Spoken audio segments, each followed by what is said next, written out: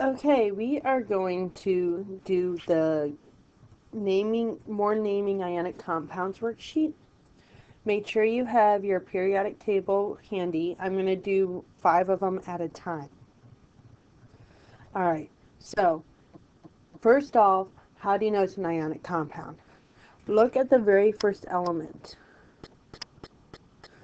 Unless it's NH4, that's a special condition. If it's a metal, it's going to be an ionic compound. If it's NH4, it's also going to be an ionic compound. That's one of the few polyatomic cations. So, Na, if you notice, it's on the, we drew that squiggly line, so here's the periodic table. And we drew the squiggly line down. Everything to this side is a metal. Everything to this side, on the right side, is a non-metal. Sodium is right here. So because of that, it's going to be a metal and a non-metal combined, which means it's going to be an ionic compound. So also notice that it's in the row that says +1. If it's in the middle here, you have to have Roman numerals. If you can look at the periodic table and tell me what the charge is, you don't need to put Roman numerals there. The only purpose of Roman numerals is to tell people if you can't look at the periodic table. So sodium is the first element. Once again, you can look on the periodic table and tell me what the charge is. So you don't have to put any Roman numerals. And then bromine becomes bromide. The ione becomes IDE.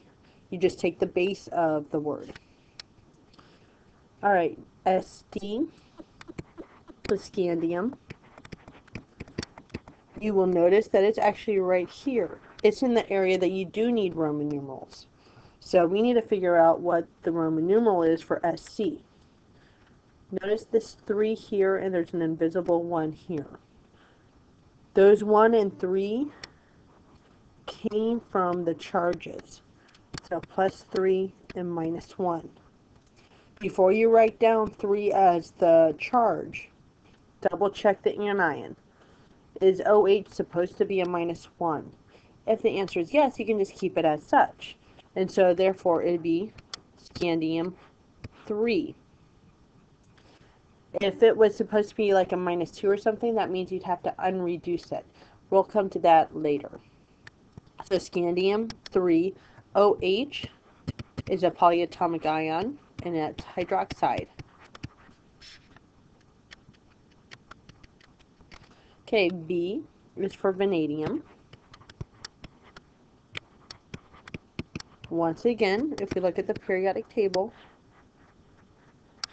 it's in this area, which means you need Roman numerals. So I'm going to leave a space there for Roman numerals.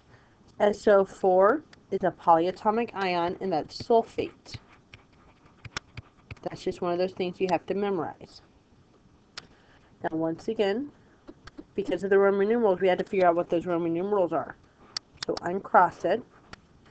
+3, -2.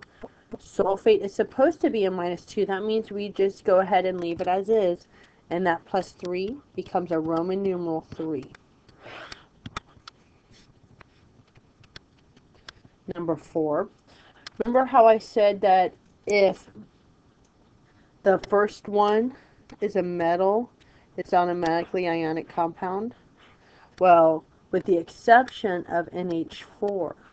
NH4, nitrogen, is a nonmetal. However, NH4 is a polyatomic cation. It's a positively charged polyatomic ion. It's actually called ammonium. Once again, those are just one of those polyatomic ions that you just memorize. And then F, fluorine becomes fluoride. Yeah, that's messy.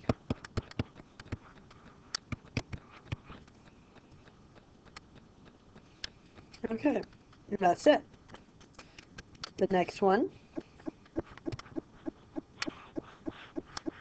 calcium is right here. which means it is in a charge that you can tell what the charge is. It's in a row where you can tell what the charge is, so that means you do not need Roman numerals on this one. So calcium, no space for a Roman numeral. CO3 is a polyatomic ion, and that becomes carbonate. That is the first 5 questions for this worksheet, and we'll come back to the next 5 in the next video.